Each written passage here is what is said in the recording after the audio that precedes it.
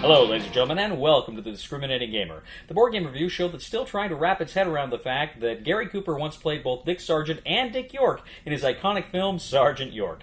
Ladies and gentlemen, today we're going to go ahead and take a look at Zombicide Invader from Simon.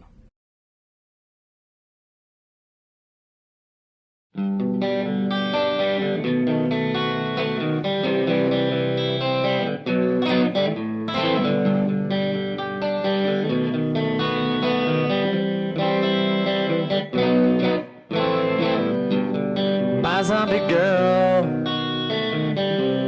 claws her way up through the soil. She wants me bad, but I know that she'll stay loyal. She wants a kiss, leans in like this, then bites off my lower lip.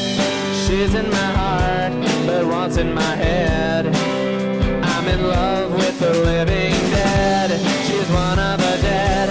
She's one of the dead. She's one of the dead. Yeah, she's one of the dead.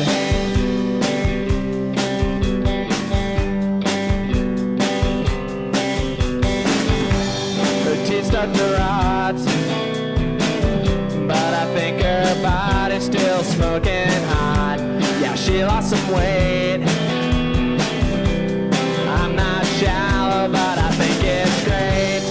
She once was pink. Zombicide Invader is the latest iteration of the Zombicide game series. The Zombicide game series, of course, which began with the first 3 seasons of the regular Zombicide, and then you've seen the 2 iterations of the kind of medieval fantasy Zombicide. Now it's Zombicide in space! Now, I'm not going to get too much into the rules breakdown here, ladies and gentlemen, as we've already covered Zombicide games in the past. Shawn did a great review of the original Zombicide, and I'll go ahead and I'll link that to this video so that you can kind of see the basic core mechanics of Zombicide. But what I'm going to talk about here is what makes Zombicide Invader different and unique. Now, 1 to 6 players can play this game, and 3 of the survivors are civilians, and 3 of the survivors are soldiers.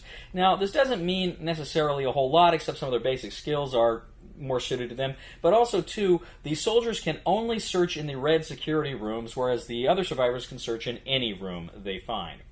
Now, also critically, too, here, the game takes place on a planet, perhaps Mars, and so in order to leave the base and go out on the planet, your survivors need to find oxygen. There are oxygen rooms, and you need to equip your survivors with oxygen. You simply go to the oxygen room, take the oxygen card, and put it in your tray, and you're good to go. Then you can go ahead and move outside freely. Now, you've also got bots in this game. Now, these bots are, you've got this robot that looks like kind of the destroyer from Star Wars, The Phantom Menace, that essentially can do a melee attack or a ranged attack, and then you also have a sentry gun that can make ranged attacks as well. And these 2 things can be controlled either if you have the special ability that lets you control them naturally, or you gain it through experience points, or if you uncover the objective tokens that allow you to use them. Now, essentially, when you activate them, you put a token next to them, and that means they are potential targets for the Xenos, the zombies in this game. But at the end of the round, you remove those, and then they're silent, and the Xenos will ignore them. But they can be taken out. They only take 1 point of damage to be destroyed, so you kind of have to use some strategy when using the bots. Now, you also have, with your attacks, what is known as a concentrated attack. This makes some of your bigger monsters a little easier to take down. For instance, if you're rolling, say, 5 die that scored a 3 or better, you can declare, well, I'm going to make a concentrated attack, because maybe they only deal 1 damage. Each die only deals 1 damage. But instead of trying to hit a number of zombies, if I'm trying to hit an abomination, which is 3, or a tank, which is 2, I can say I'm concentrating on that guy, and you roll the die. That's, for a melee, of course, or priority if you're ranged, but you roll the die and all of your hits go toward that guy and it takes them off, and even if there's some left over, they're ignored because you were concentrating your fire on that one big baddie. It makes taking out some of the big baddies a little bit easier.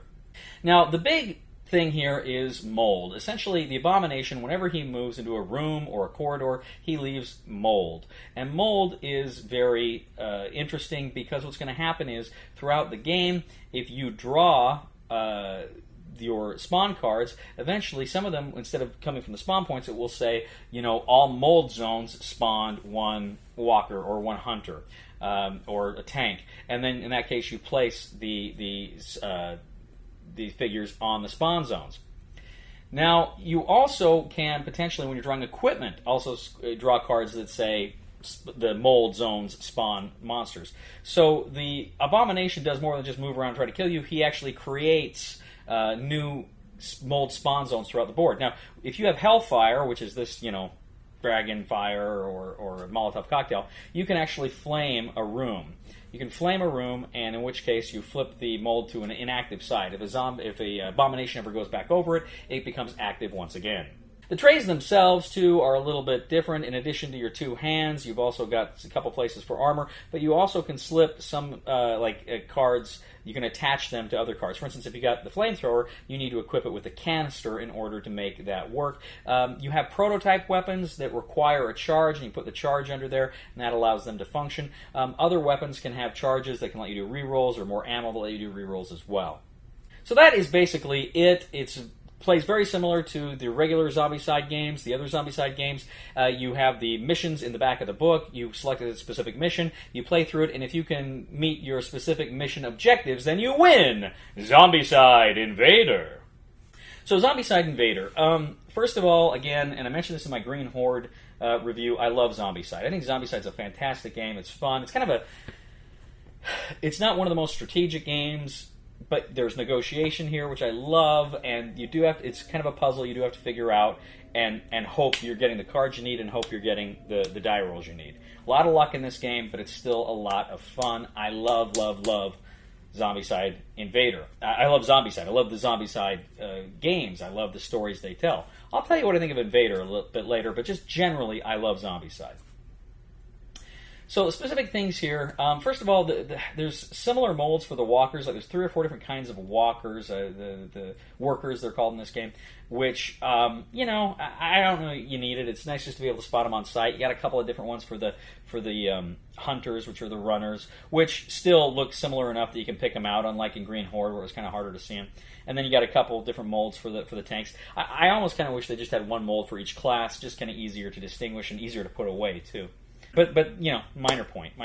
The mold's cool. The mold's scary. The mold's interesting because it opens up new possibilities and scary things that can happen throughout the game.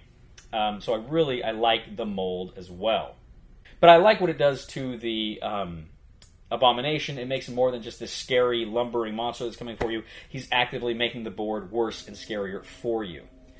The bots are interesting. The bots make you really stop and consider what you're doing and consider how you're going to use them effectively, because you don't want to waste them, but at the same time they can be very useful during the game. They can be very useful if played at just the right time and just the right and used just the right way. They can be very helpful, so they're interesting as well. Not quite as powerful, it seems to me, as the Trebuchet from Green Horde, but still kind of an interesting aspect to the game.